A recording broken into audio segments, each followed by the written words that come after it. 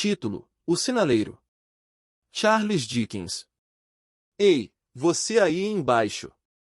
Quando ouviu uma voz chamar assim, ele estava parado na porta da sua cabine, segurando uma bandeirola dobrada sobre o curto cabo.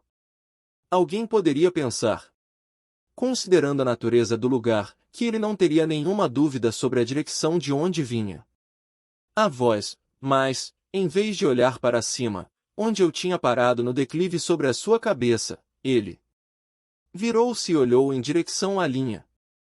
Havia alguma coisa marcante no seu jeito de fazer aquilo. Ainda que eu não seja capaz de dizer de maneira nenhuma o que. Mas sei que era algo considerável. O suficiente para chamar a minha atenção, mesmo que a sua silhueta estivesse reduzida e obscurecida, lá embaixo, numa vala profunda, e a minha, sobre ele, tão saturada pelo rubor de um pôr do sol bravio que eu tinha de proteger os meus olhos com as mãos para vê-lo melhor. Ei! Aí embaixo! Olhando ao longo da via, ele virou-se novamente, e, levantando os olhos, viu o meu vulto bem em cima dele. Há algum atalho por onde eu possa chegar aí para conversarmos? Sem responder, ele ergueu os olhos para me ver e eu olhei para baixo. Achei melhor não incomodá-lo repetindo a minha pergunta inútil. Nesse instante houve uma débil vibração na terra e no ar, que rapidamente se tornou um pulsar violento e de imediato uma investida fez-me ir para trás, forte o suficiente para lançar-me ao chão. Quando o fumo do expresso se dissipou, roçando a paisagem, olhei para baixo de novo, e vi-o enrolando a bandeirola que mostrará enquanto o comboio passava.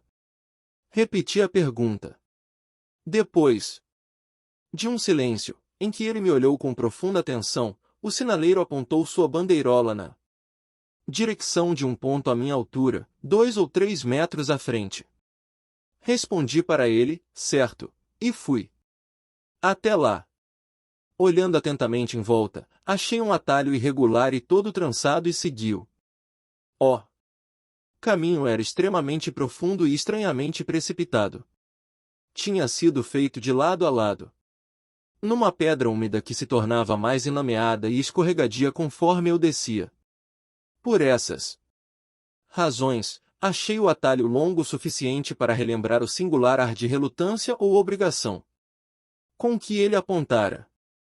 Quando desci o suficiente para vê-lo outra vez, notei que estava em pé entre os carris onde o comboio tinha acabado de passar, numa atitude de franca espera. O sinaleiro estava com a mão esquerda no queixo, e a direita, sobre o peito, cobria o cotovelo esquerdo. Parecia tão atento e com tal expectativa que parei um momento para observar melhor aquilo. Continuei a descida e atingi o nível da estrada. Mais de perto, distingui um homem moreno e pálido, com uma barba escura e sobrancelhas espessas. Nunca vi um lugar tão solitário e lúgubre como aquele onde haviam colocado a cabine. Uma parede gotejando água recortava os dois lados. Escondendo toda a vista além de uma lista de céu, via-se apenas um arco prolongado de uma grande masmorra. Na outra direção, apenas uma luz vermelha, que terminava na triste entrada do túnel. Negro, era visível. Havia na arquitetura maciça daquele túnel um ar rude, deprimente e ameaçador. A luz do sol quase não chegava àquele ponto, e a terra tinha um cheiro de cemitério. O vento gelado e cortante dava-me calafrios, como se eu estivesse deixando o mundo real. Antes que ele pudesse mover-se, eu estava perto o suficiente para tocá-lo. Nem nessa situação. Ele desviou os olhos de mim, mas deu um passo atrás, e ergueu a mão. Aquele era um lugar muito solitário para trabalhar, eu disse, e isso tinha atraído a minha atenção quando olhei lá de cima. Uma visita era uma raridade, poderia supor, não uma raridade desagradável, era a minha esperança. Para ele, eu era tão somente um homem que ficará fechado nos seus estreitos limites durante toda a vida, e que, tendo por fim se libertado, se interessara por essas grandes construções. Foi mais ou menos sobre isso que falei, mas sem nenhuma certeza sobre os termos adequados a usar, já que não sou muito bom para começar uma conversa e também havia alguma coisa de ameaçadora naquele homem. Ele olhou de um jeito muito estranho para a luz vermelha na boca do túnel, e para os arredores, como se alguma coisa fosse sair dali. Depois, encarou-me. Aquela luz era parte da responsabilidade dele, não era? Ele respondeu com uma voz fraca: "Você não sabe do que se trata." Pensei em algo assustador. Enquanto acompanhava o olhar fixo e o rosto saturnino daquele espírito, não era uma pessoa. Comecei a especular se ele tinha algum problema mental. Dessa vez fui eu quem recuou. Mas, enquanto fazia isso, percebi que ele sentia algum medo de mim, o que me fez deixar de pensar aquelas tolices. "Você olha-me", disse, forçando um sorriso, como se tivesse medo de mim. "Estou a pensar", ele replicou, "se já não o vi antes." "Onde?" Ele apontou para a luz vermelha. "Lá?" perguntei. Sempre prestando atenção a mim, ele respondeu, sem palavras: Meu caro amigo, o que eu faria ali?" "Bom, de qualquer modo, juro que nunca estive lá." "Acho que posso acreditar", respondeu. "Sim, acredito." Os seus gestos ficaram mais soltos, os meus também. O sinaleiro começou a responder às minhas indagações com prontidão e palavras exatas. Ele teria muito que fazer lá? Sim, ou melhor, ele tinha muita responsabilidade, e precisava de muita atenção e perícia. Quanto a serviço de verdade, trabalho manual, ele quase não tinha. Balançar o sinal, organizar as luzes e dar a volta à manivela de ferro às vezes era tudo o que tinha de fazer. No que diz respeito àquelas longas e solitárias horas às quais eu parecia fazer tanto caso, ele dizia apenas que a rotina da sua vida se acomodara àquilo. Sozinho ele aprenderá ali embaixo uma língua, se apenas entender seus signos, e formar suas próprias ideias cruas sobre a pronúncia, pode ser chamado de aprender. O sinaleiro tinha também estudado frações e decimais, e tentado uma pequena álgebra, mas era desde garoto inábil para o cálculo. Enquanto trabalhava, precisava realmente ficar exposto àquele corredor de vento úmido? Ele não podia tomar sol entre as altas paredes de pedra? Isso dependeria do clima e das circunstâncias. Nalgumas condições havia pouco a fazer na via, tanto durante o dia quanto à noite. Com o tempo claro, ele fugia um pouco das sombras, mas, como poderia a qualquer momento ser chamado pela campainha elétrica, nessas ocasiões ficava ainda mais atento e o descanso era menor do que eu poderia supor. Ele levou-me para dentro da cabine, onde havia uma lareira, uma escrivaninha para um livro oficial em que ele fazia certas entradas, um aparelho de telégrafo com o seu painel, indicadores e agulhas, e a pequenina sirene de que ele tinha falado. Como achei que ele não se importaria, disse que o via como um homem que receberá boa educação, eu esperava poder dizer sem ofensa, talvez muito superior à que o seu ofício exigia. Ele observou que aquele tipo de coisa, às vezes, poderia acontecer nas corporações com muitos trabalhadores, como na indústria, na polícia, mesmo naquele último e desesperado recurso, o exército, e, mais ou menos, no pessoal de qualquer grande ferrovia. Quando moço, sentado naquela choupana, para mim era mais fácil acreditar naquilo do que para ele. Fora um estudante de filosofia natural e assistir a palestras, mas tinha deixado as coisas passarem, perdido várias oportunidades e nunca se recuperara. Mas não tinha reclamações sobre aquilo. Fizera sua cama e estava deitado nela. Era tarde para fazer outra. O que estou a resumir aqui foi dito por ele de uma maneira calma, com o seu grave semblante escuro dividido entre mim e o fogo. O sinaleiro repetia a palavra Senhor de tempo em tempo, e especialmente quando se referia à sua juventude, como se quisesse me pedir de entender que não desejava ser mais do que eu estava a ver. Fomos interrompidos várias vezes pela pequena campainha, e pela sua necessidade de ler mensagens e enviar respostas.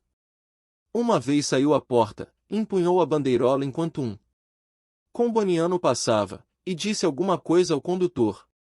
No que toca aos seus deveres, vi que ele era exacto e atento, parando de falar no meio da frase e só voltando a conversar quando terminasse o trabalho.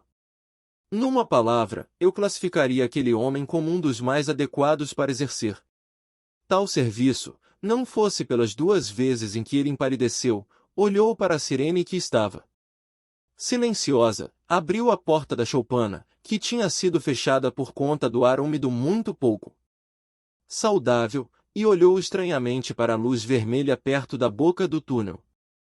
Nessas 2 ocasiões, ele voltou para a lareira com o mesmo semblante perturbado que eu observara quando ainda não tínhamos começado a conversar. Você quase me fez pensar que eu tinha encontrado um homem feliz, disse, quando me levantei para sair. Confesso que disse aquilo para provocá-lo. Eu costumava ser, acrescentou ele com a voz baixa do começo da conversa, mas agora estou com problemas, senhor, estou com problemas.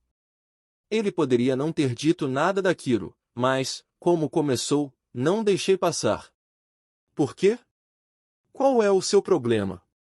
É muito difícil explicar, senhor. É muito, muito difícil confessar. Se o senhor me fizer outra visita, vou lhe contar tudo. Mas eu realmente quero fazer-lhe outra visita. Diga, quando pode ser? Saio pela manhã, e devo estar de volta às 10 da noite, senhor. Venho às 11.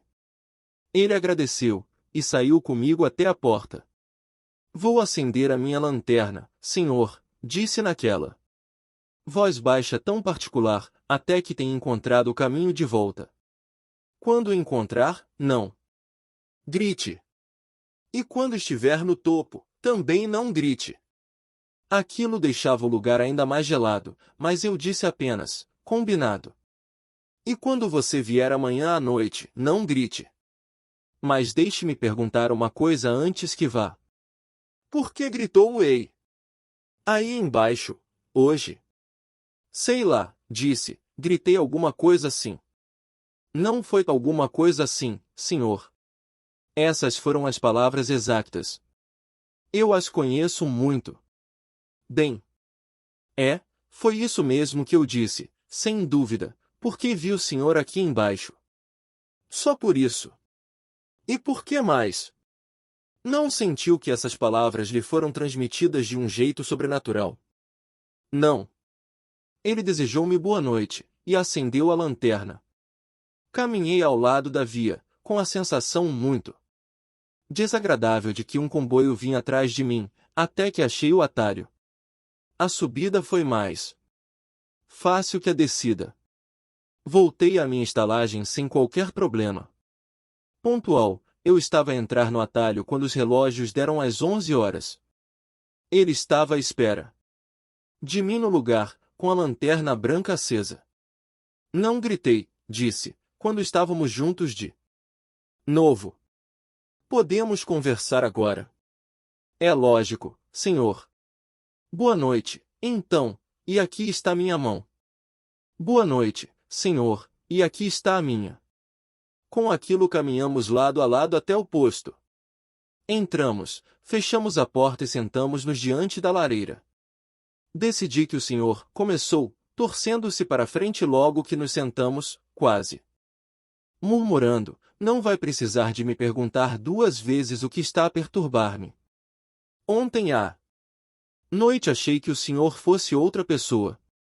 É isso que está a perturbar-me. O engano? Não. O outro. Quem é? Não sei. É parecido comigo? Não sei. Nunca lhe vi o rosto. O braço esquerdo sempre fica sobre o rosto, e o direito balança. Muito, com violência. Dessa forma, com os olhos, tentava acompanhar os seus gestos cheios de paixão e veemência. Pelo amor de Deus, saia da frente! Uma noite enluarada, disse o homem, eu estava sentado aqui quando ouvi um grito. Ei! Aí! Embaixo! Pulei, procurando a porta, e vi essa imagem em pé na luz vermelha perto do túnel. Gesticulando como lhe mostrei. A voz parecia rouca e bradava, atenção! Atenção! E novamente. Ei! Aí embaixo! Atenção! Apanhei a lanterna, acendi o vermelho, e corri na direção do vulto. Gritando, o que está errado? O que aconteceu? Onde é? Ele estava parado bem na saída. Cheguei. Tão perto que me admirou vê-lo cobrir os olhos com a manga. Corri para onde ele estava e estiquei as mãos para puxar a manga. Foi quando ele se foi. Para o túnel? Perguntei. Não. Corri uns 500 metros para dentro do túnel. Parei, ergui a lanterna, e distingui os algarismos de medir a distância, e vi o úmido pigmento caindo furtivamente pelas paredes, gotejando através do arco. Corri para fora novamente, mais rápido do que tinha entrado, já que tinha uma repugnância mortal por aquele lugar, e olhei ao redor da luz vermelha, com a minha própria iluminação. Subi aos pulos a escada de ferro para a galeria, desci novamente e corri até aqui. Telegrafei para os dois lados, um alarme foi dado. Algo está errado. A resposta veio, de ambos os lados, tudo certo. Resistindo ao lento calafrio que percorria minha espinha, mostrei-lhe como aquele vulto poderia ser um engano de sua visão. Sabe-se que algumas imagens originam-se de uma falha dos delicados nervos que comandam as funções do olho e frequentemente perturbam o paciente. Alguns, conscientes das suas aflições, comprovaram aquilo mediante exames em si próprios. Apenas ouça, disse eu, o vento neste vale sobrenatural e veja em que harpa selvagem os fios do telégrafo se transformam. O sinaleiro respondeu que sim, depois que nos tínhamos sentado para ouvir por um instante. Ele, que tão frequentemente passava noites de inverno inteiras lá, cuidando de tudo sozinho, devia mesmo saber alguma coisa de vento e fios. Mas a história ainda não tinha acabado. Pediu desculpas, e tocando o meu braço, lentamente acrescentou. 6 horas depois da aparição, aconteceu o famoso acidente na via. Depois de 10 horas, os mortos e feridos foram trazidos através do túnel até o lugar onde o vulto tinha estado. Um desagradável estremecimento me abalou, mas fiz de tudo para resistir. Não se podia negar. Disse que se tratava de uma notável coincidência, que impressionara profundamente a sua mente. Mas era inquestionável que coincidências notáveis acontecem o tempo todo, e elas devem ser levadas em conta em se tratando de tais assuntos. No entanto, devo admitir, acrescentei, pois vi que ele iria discordar de mim, que homens sensatos não levam em consideração as coincidências para planear as coisas ordinárias da vida. Ele repetiu que ainda não tinha terminado. Pedi perdão outra vez por tê-lo interrompido. Isso, disse, colocando sua mão no meu braço, e sorrindo sobre o ombro com olhos fundos, foi há 1 ano. 6 ou 7 meses depois, quando eu já me recuperara da surpresa e do choque, certa manhã, enquanto o dia estava a nascer, parado na porta, olhei para a luz vermelha, e vi o fantasma. Novamente. Ele fixou os olhos em mim. O fantasma gritou. Não, ficou em silêncio. Ele balançava o braço. Não. Estava encostado no poste de luz, com ambas as mãos sobre o rosto. Assim. De novo segui com os olhos os gestos dele. Eram movimentos condoídos, como o das estátuas de pedra de alguns túmulos. Você foi até lá. Vim para dentro e sentei-me para ordenar os pensamentos, e para evitar que desmaiasse. Quando saí novamente, a luz do dia cobriu-me e o fantasma tinha desaparecido. Depois disso não aconteceu nada? Ele tocou-me no braço com o seu dedo indicador 2 ou 3 vezes, balançando a cabeça sinistramente, a cada uma delas. Naquele mesmo dia, quando o comboio saía do túnel, percebi, por uma janela lateral, o que parecia uma confusão de mãos e cabeças. Alguém gesticulava. Imediatamente sinalizei ao maquinista: pare. Ele apagou a máquina e travou, mas o comboio andou ainda uns 150 metros a partir daqui, ou até mais. Fui atrás dele, e, enquanto isso, ouvi gemidos e gritos terríveis. Uma linda senhorita havia morrido de maneira fulminante num dos compartimentos. Ela foi trazida para cá e ficou estendida aqui mesmo, neste chão. Sem pensar, empurrei a minha cadeira para trás, enquanto olhava para o lugar que ele apontava. Verdade, senhor. Verdade. Estou a contar precisamente como aconteceu. Eu não conseguia pensar em nada para dizer, e minha boca estava muito seca. O vento e os fios completavam a história com um longo grito de lamentação. Ele concluiu: agora, senhor, considere isso, e julgue se a minha cabeça está mesmo perturbada. O fantasma voltou uma semana atrás. Desde então, reaparece de vez em quando. Na luz. Na luz de perigo. O que ele faz? Ele repetiu, se possível com mais paixão e veemência, aquele último gesto em que dizia: pelo amor de Deus, saia da frente. Então, continuou, não tenho descanso ou paz por conta disso. Ele me chama, por muito tempo. De uma forma sinistra, aí embaixo. Cuidado! Cuidado! Gesticula na minha direção e toca a minha sirene. Detive-me nisso. A sirene tocou ontem à noite quando eu estava aqui, e você saiu à porta 2 vezes. Porque, veja, disse eu, como a sua imaginação o trai. Olhei para a sirene e fiquei com os ouvidos atentos, e, se estou vivo, ela não tocou naquelas ocasiões. Não, nem em qualquer outra. Excepto nas vezes normais em que você se comunicou com as estações. Ele balançou a cabeça. Eu nunca cometi um erro como esse antes. Nunca confundi o toque do fantasma com o de um homem.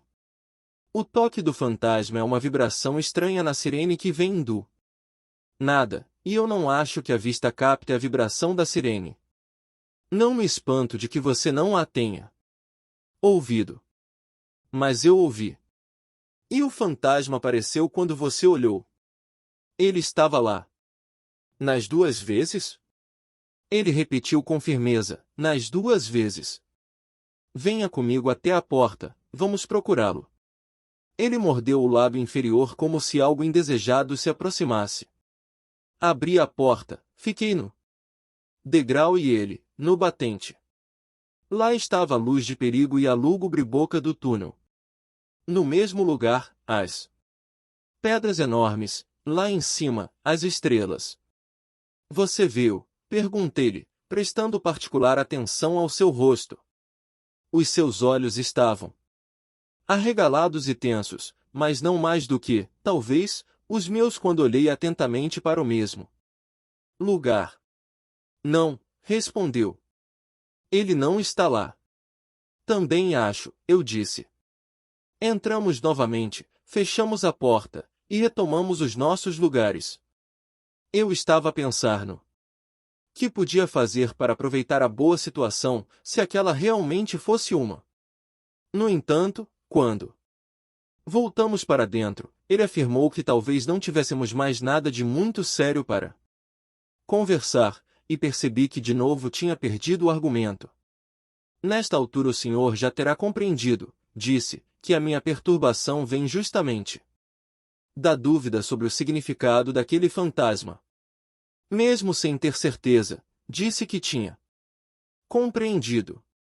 O que ele quer avisar-me, ruminava o sinaleiro, com os olhos no fogo, e somente às vezes olhando para mim. Qual é o perigo? Onde está o perigo? Há perigo em algum lugar na via. Alguma tragédia vai acontecer. Não tenho mais nenhuma dúvida agora, depois do que ocorreu antes.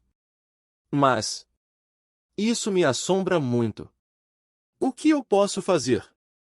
Ele pegou um lenço e enxugou o suor da testa. Não tenho motivo para telegrafar perigo para algum dos lados, ou para os dois, continuou, secando a palma das mãos. Seria péssimo se pensassem que sou louco. A mensagem ficaria assim: perigo. Cuidado. Resposta: que perigo? Onde? Mensagem: não sei, mas pelo amor de Deus, cuidado. Eu seria despedido. Que outra escolha teriam? Era triste ver a dor daquele espírito. A cabeça de um homem consciente estava a ser torturada e oprimida por uma responsabilidade incompreensível que envolvia vidas humanas. Quando pela primeira vez o fantasma ficou na luz de perigo, prosseguiu, pondo o cabelo preto atrás da cabeça, e movendo as mãos de um lado a outro das têmporas, febrilmente tenso. Por quê? Não me contou onde aconteceria o acidente, se fosse mesmo acontecer? Talvez isso pudesse ter evitado a catástrofe. Porque, depois, em vez de esconder o rosto, ele não me disse: ela vai morrer. Deixe-me em casa? Se, naquelas duas ocasiões, ele apareceu só para me mostrar que os seus conselhos são verdadeiros, e para me preparar para o terceiro, por que não me avisa agora com mais clareza? E eu, Deus, me ajude. Um pobre sinaleiro neste posto solitário. Por que não fazer isso com alguém que tem crédito suficiente para fazer alguma coisa? Quando o vi naquele estado, percebi que devia fazer algo para acalmá-lo, não só por piedade, mas também pela segurança pública. Dessa forma, ignorando qualquer senso de realidade ou irrealidade entre nós, mostrei-lhe que o seu desempenho, até porque ele tinha entendido o seu dever, não estava prejudicado por causa dos recados obscuros do fantasma. Nisso saí-me melhor do que na tentativa de trazer razão às suas convicções. Ele tornou-se calmo e as exigências ocasionais do seu trabalho, conforme entrava a noite, começaram a exigir mais atenção. Fui embora às 2 da manhã. Ofereci-me para lhe fazer companhia a noite toda, mas ele nem quis saber.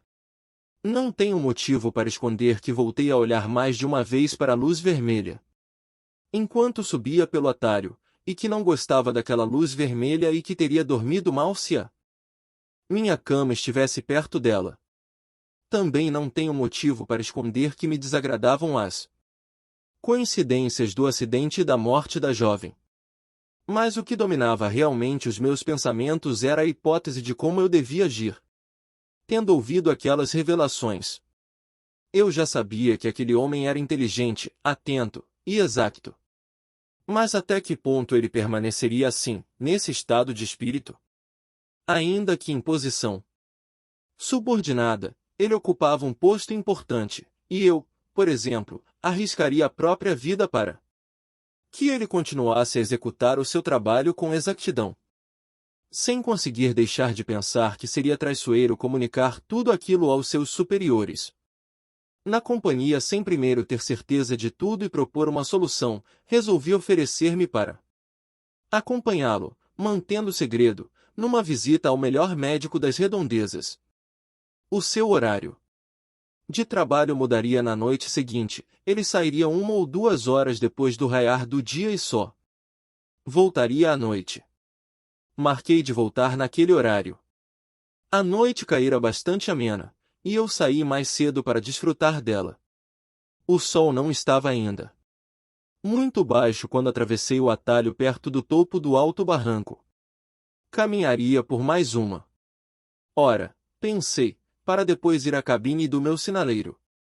Antes de continuar o passeio, parei na beira, e mecanicamente olhei para baixo, em direção ao ponto onde o vira pela primeira vez. Não posso descrever a emoção que tomou conta de mim, quando, perto da boca do túnel, vi o espectro de um homem, com a manga esquerda sobre os olhos, apaixonadamente mexendo o braço direito. O inominável horror que me oprimia passou num momento, pois logo notei que o espectro era um homem de verdade. Ele parecia estar a repetir o gesto para um pequenino grupo parado a certa distância. A luz de perigo ainda não estava acesa. No poste, vi um abrigo pequeno e baixo, inteiramente novo para mim, feito com alguns suportes de madeira e lona. Não era maior que uma cama. Com o incontornável pressentimento de que alguma coisa tinha acontecido, com a culpa de que um acidente tivesse ocorrido depois que deixei o homem naquele lugar e ninguém veio conferir ou corrigir os seus actos, desci o atalho o mais rápido que pude. O que está a acontecer? Perguntei. O sinaleiro foi morto esta manhã, senhor. Não é o homem daquela cabine. Sim, senhor. Não é o homem que eu conheço. Se for, o senhor poderá fazer o reconhecimento, disse o homem que falava para os outros, solenemente descobrindo a sua própria cabeça e erguendo uma ponta da lona, pois o seu rosto ficou inteiro. Oh, como isso aconteceu? Como isso foi acontecer? Perguntei, olhando para o grupo enquanto fechava o abrigo. Ele foi atingido por um comboio, senhor. Nenhum homem na Inglaterra conhecia melhor o seu próprio ofício, mas por algum motivo ele não saiu dos carris. O dia raiava. Ele acendera a luz da lanterna. Quando o comboio saiu do túnel, estava de costas e assim foi atingido. O homem que dirigia a composição estava a mostrar como aconteceu. Mostre ao cavalheiro, Tom. O homem, que vestia um traje rústico escuro, voltou para a boca do túnel, onde estava antes. Saindo da curva no túnel, senhor, disse, consegui vê-lo de longe, como se o avistasse por uma lente. Não havia tempo de verificar a velocidade, e eu conheci o seu cuidado. Como ele parecia não ter ouvido o apito, desliguei-o quando estávamos a chegar perto dele, e gritei o mais alto que pude. O que você disse? Ei! Aí embaixo! Cuidado! Cuidado! Pelo amor de Deus, saia da frente! Congelei. Ah! Foi horrível, senhor. Não parei de gritar. Coloquei este braço sobre os olhos para não ver, e fiquei agitando o outro, mas foi inútil.